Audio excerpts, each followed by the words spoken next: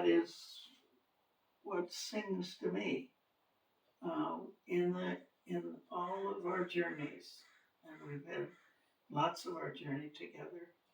You and I with the retreat. Mm-hmm. You know, that was 23 years of having that retreat for ladies. Mm-hmm. And starting in 1988, something like that.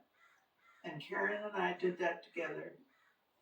And of all those 23 years, I cannot remember one time when we got frustrated with each other, when we fell out, when we argued. We didn't. He put us together. She did her part, I did my part, and we were a pair. And it was such a beautiful experience.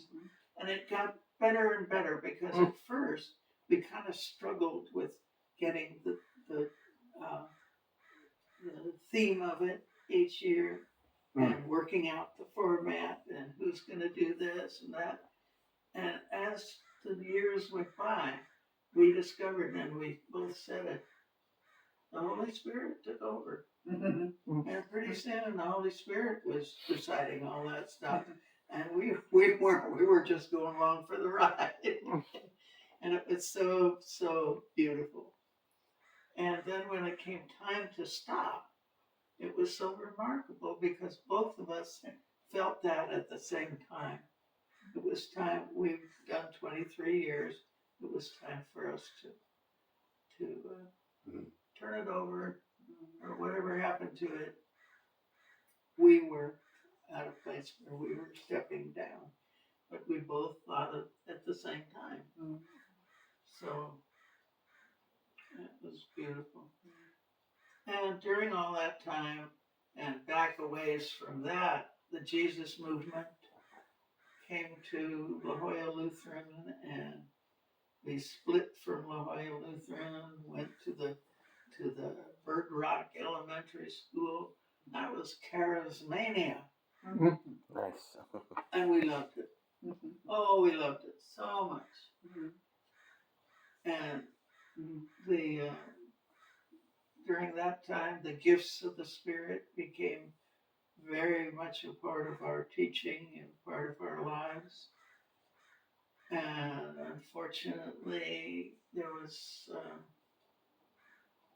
a lot of us still, a lot of ourselves still in that. And there was a feeling of, oh boy, I'm really special because I got the gift of this and that, and they didn't.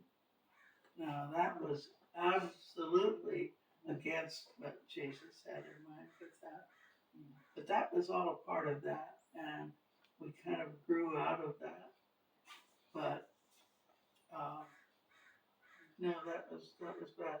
And there were a couple of other things that were beautiful in my life along the way. I found a way to meditate. And that's something I've never had much teaching on. The Lutherans didn't talk about it. And people had their own way of meditating.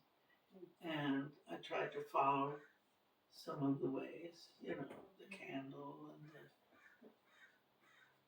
I never got really, really, really, really into it until I found that if I climbed into a little dinghy, just a small boat, if I climbed into that and just kind of lie down in the boat and get into the current of God in the water, let the boat just carry me in the current. Oh, that was such a perfect way to meditate. Beautiful, beautiful way to meditate. And that went on for quite a long time. But then I got to talking about it to other people. And all of a sudden it just kind of faded away.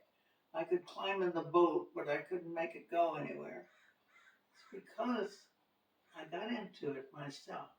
And I got thinking how special that was.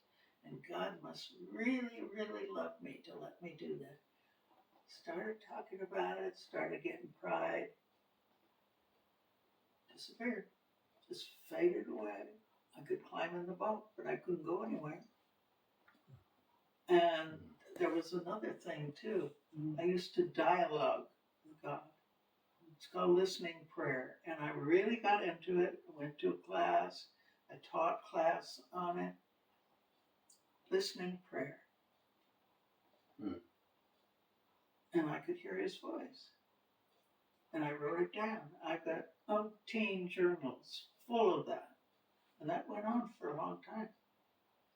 Until I began to feel very special. Until I thought, oh, God is really pleased with me. Because he's talking to me. And I'm writing it down. And I'm answering him. And it's neat.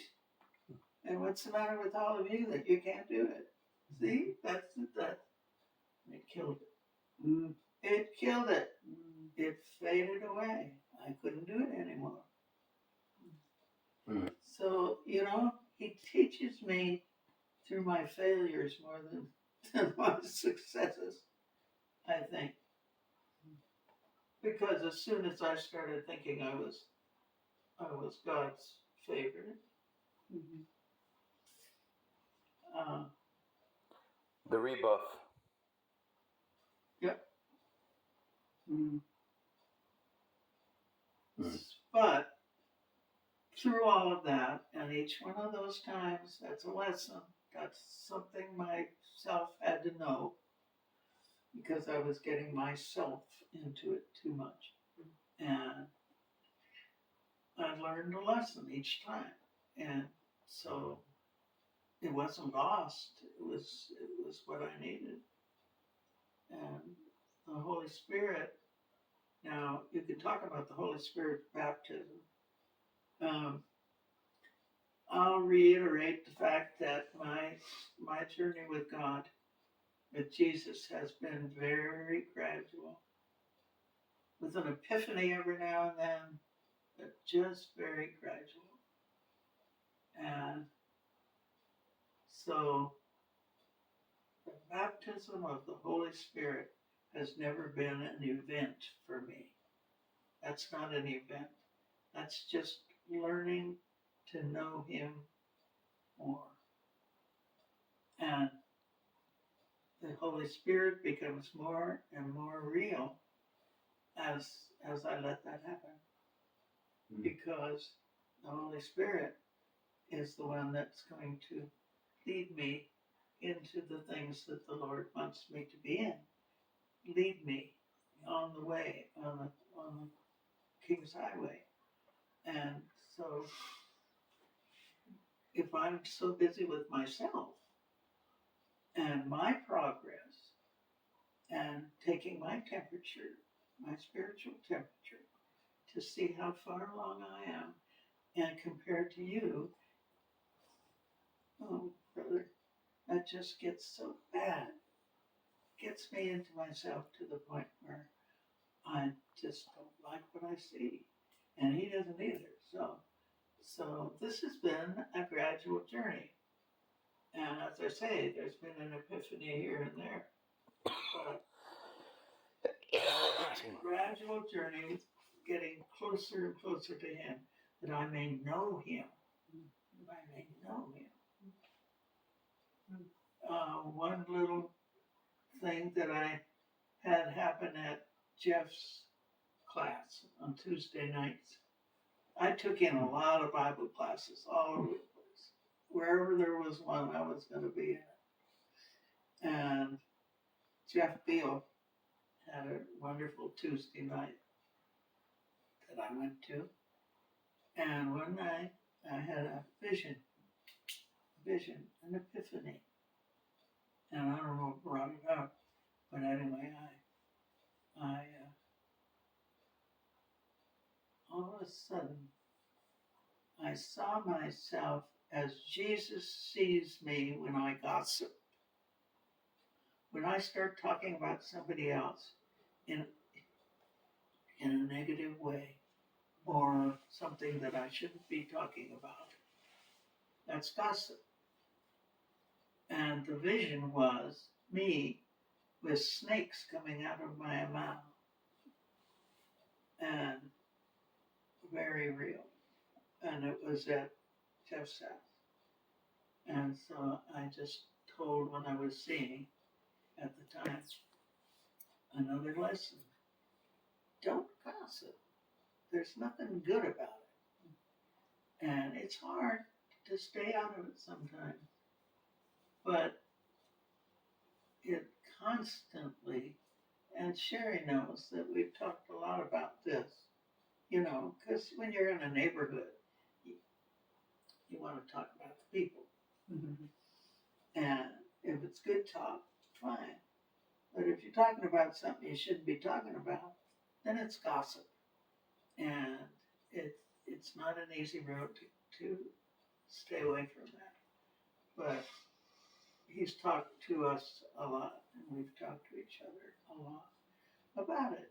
And so that's a good part of it. I talked about the dialoguing. So these are all things that have happened to me, and many, many more that have happened to me as I walk the King's Highway.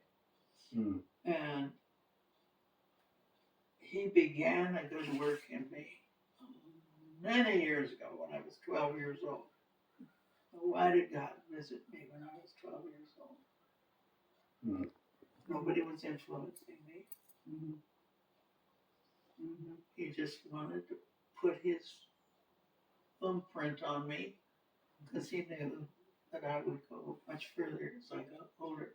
Here I am, 90 years old, and I'm still wanting more of him. I want more of Jesus, more and more and more. Mm-hmm. So I got to give him more